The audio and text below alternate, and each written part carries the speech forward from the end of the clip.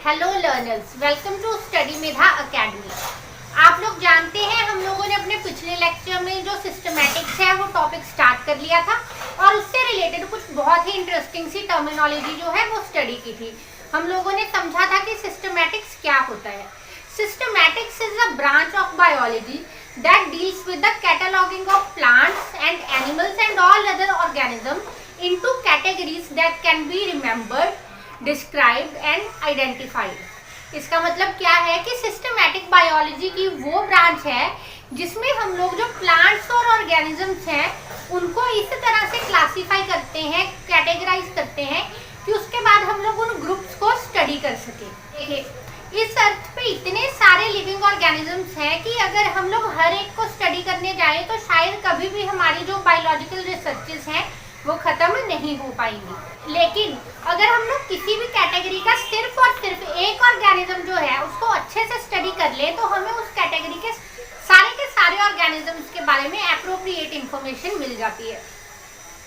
अब देखिए, जैसे कि ह्यूमंस हैं, हम लोग जानते हैं कि सारे के सारे ह्यूमंस में एक ब्रेन, एक हार्ट, दो आँखें, दो हाथ होते हैं। उसकी वजह क्या है कि किसी भी साइंटिस्ट ने किसी एक ह्यूमन को स्टडी किया, उससे हमें उसकी फिजियोलॉजी, एनाटॉमी और मॉर्फोलॉजी का पता चला और उसके बाद हमने सारे के सारे ह्यूमंस को आइडेंटिफाई कर लिया।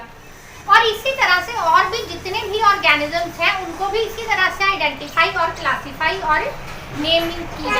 अगर हम लोग हिस्ट्री की बात करें तो सबसे पहले जो क्लासिफिकेशन शुरू की गई थी तो वो शुरू की गई थी प्लांट्स की। अगर आप लोग पुरानी किसी भी क्लासिफिकेशन को पढ़ें, जो एंशिएंट क्लासिफिकेशन थी, चाहे वो कार्लस लीनियस हो, एरिस्टोटल हो या फिर जॉन रे, इन सब लोगों ने क्लासिफाई किया था प्लांट्स को। इसकी वजह क्या थी कि जो प्लांट्स थे वो जहाँ उगे वहीं रहते थे, उनको स्टडी करना आसान था। इसीलिए अगर आप पहले की क्लासिफिकेशंस को देखेंगे तो आप महसूस करेंगे कि उनमें एनिमल क्लासिफिकेशन जो है वो बिल्कुल ना के बराबर है। यही वजह है कि जितनी भी पुरानी क्लासिफिकेशन की बुक्स हैं वो ज़्यादातर प्लांट्स पे बेस्ड है। इसके अलावा जो सबसे बड़ा बेसिस था एंशिएंट क्लासिफिकेशन का वो ये कि कौन से प्लांट्स से यूजफुल हैं और कौन से प्लांट्स हार्मफुल हैं। आप लोग जानते हैं कि पहले के टाइम में जितनी भी मेडिसिन थी, दवाइयाँ थी, सारी की सारी प्लांट्स से बनती थी। लोग अपने फूड के लिए, हर चीज़ के लिए आज भी और पहले भी प्लांट्स पे डिपेंड करते थे। लेकिन अभी हमें तो पता है कि कौन सी चीज़, कौन सा प्लांट पॉइजनस है, कौन सा प्लांट पॉइजनस नहीं है, क्योंकि क्लासिफिकेशन हो चुकी है। लेकिन जब क्लासिफिकेशन नहीं थी तो प्लांट्स की आइडेंटिफिकेशन बहुत मुश्किल थी। इसीलिए जो सबसे पहली आइडेंटिफिकेशन है वो प्लांट्स की ही की गई on the basis of useful plants and harmful plants. और सबसे पहली जो बुक थी क्लासिफिकेशन के ऊपर वो थी हिस्ट्रिया नेचुरलिस, जो कि हमें दी थी लिनी द एल्डर ने। उन्होंने प्लांट्स को क्लासिफाई किया था यूजफुल और हार्मफुल प्लांट्स के बेसिस पे और 1000 प्लांट्स की क्लासिफिकेशन की थी। उसके बाद Pliny the elder, Aristotle, Carolus Linnaeus, John Ray और इसी तरह क्लासिफिकेशन जो है चलती ही गई। तो सबसे पहले तो हम लोगों ने बात की सिस्टमैटिक्स की। हम लोगों ने सिस्टमैटिक्स की डेफिनेशन जो है रिवाइज कर ली है।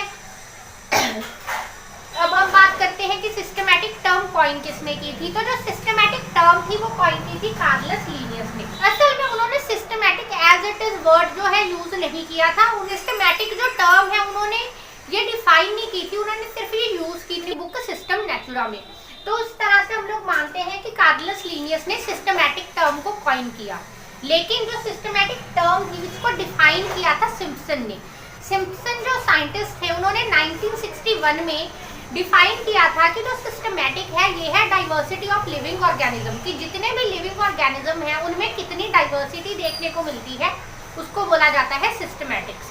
लेकिन कार्लस लीनियस के बुक सिस्टम नेचुरा से पहले ही जो जॉन रे साइंटिस्ट थे, जॉन रे, इन्होंने कॉइन कर दी थी टर्म स्पीसीज। स्पीसी जो टर्म है यानी क्लासिफिकेशन की जो सबसे छोटी कैटेगरी है, जो कि एक इंडिविजुअल कैटेगरी होती है जिसमें सारे के सारे ऑर्गेनिज्म जो हैं वो आपस में ब्रीड कर सकें और सारे के सारे जो ऑर्गेनिज्म हैं उनमें मॉर्फोलॉजिकली, फिजियोलॉजिकली, एनाटॉमिकली सिमिलर होते हैं। तो ये टर्म जो है ये कॉइन की थी जॉन रे ने। उसके बाद जो कार्लस लीनियस थे इन्होंने अपनी बुक लिखी थी सिस्टम नेचुरा, इसमें इन्होंने दी थी टर्म सिस्टमैटिक। और उसके बाद जो सिम्पसन थे उन्होंने 1961 में सिस्टमैटिक को डिफाइन किया था। और ये तो होगी सिस्टमैटिक की हिस्ट्री की बात कि किस तरह से जो सिस्टमैटिक्स है वो शुरू हुआ और ऑर्गेनिजम्स की कैटेगरी बनी। लेकिन अब हम बात करते हैं कि सिस्टमैटिक्स के बेसिस क्या है। जो सिस्टमैटिक्स है वो किन प्रिंसिपल्स पे बेस्ड है, सिस्टमैटिक्स में किया क्या जाता है।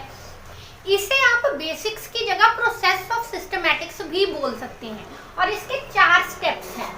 देखिए, सबसे पहला स्टेप है description of all possible characters, कि जितने भी कैरेक्टर हो, मान लीजिए आपने कोई ऑर्गेनिज्म है, आपने नया ऑर्गेनिज्म ढूंढा और उस ऑर्गेनिज्म के जितने भी कैरेक्टर आप ऑब्जर्व कर सकते हैं मॉर्फोलॉजिकली, फिजिकली और एनाटॉमिकली, उन सभी कैरेक्टर्स को आपने डिस्क्राइब करना है। फिर उसके बाद डिस्क्रिप्शन के बाद नेक्स्ट स्टेप आता है आइडेंटिफिकेशन। आपने ऑर्गेनिज्म को जिन भी कैरेक्टर्स के बेसिस पे डिस्क्राइब किया है, फिर उस डिस्क्रिप्शन के बेसिस पे उस ऑर्गेनिज्म को आइडेंटिफाई किया जाता है। जब उस ऑर्गेनिज्म को बेसिकली जो डिस्क्रिप्शन है वो काम करती है की का। आपको याद होगी कि की क्या है, हमने अपनी पिछली वीडियो में की को डिफाइन किया था। अगर आपने वो वीडियो नहीं देखी तो आई बटन जरूर दबाएं और उस वीडियो को जरूर देखें। फिर उसके बाद डिस्क्रिप्शन से हम लोग आइडेंटिफिकेशन करते हैं उस ऑर्गेनिज्म की कि वो किन स्पीसीज से रिलेटेड है, किन स्पीसीज से डिफरेंट है। आइडेंटिफिकेशन हो गई। आइडेंटिफिकेशन के बाद उस ऑर्गेनिज्म की जाती है क्लासिफिकेशन। क्लासिफिकेशन का मतलब क्या है कि जिन ऑर्गेनिज्म से वो ऑर्गेनिज्म सिमिलर है उनको उसके साथ वाले ग्रुप में रखा जाता है। और क्लासिफिकेशन के बाद उस ऑर्गेनिज्म का किया जाता है नॉमेनक्लेचर यानी कि उसका साइंटिफिक नेम रखा जाता है। तो ये था हमारा आज का लेक्चर। अब हमारे आने वाले लेक्चर में हम लोग जानेंगे कि नॉमेनक्लेचर यानी कि साइंटिफिक नेम किस प्रोसेस से रखे जाते हैं। इसीलिए हमारा आने वाला लेक्चर जरूर देखें। और अगर आपको ये वीडियो अच्छी लगी हो तो इस वीडियो को लाइक करें, हमारे चैनल स्टडी मेधा अकेडमी को सब्सक्राइब करें, वीडियोस को अपने दोस्तों के साथ शेयर जरूर करें। Thank you very much.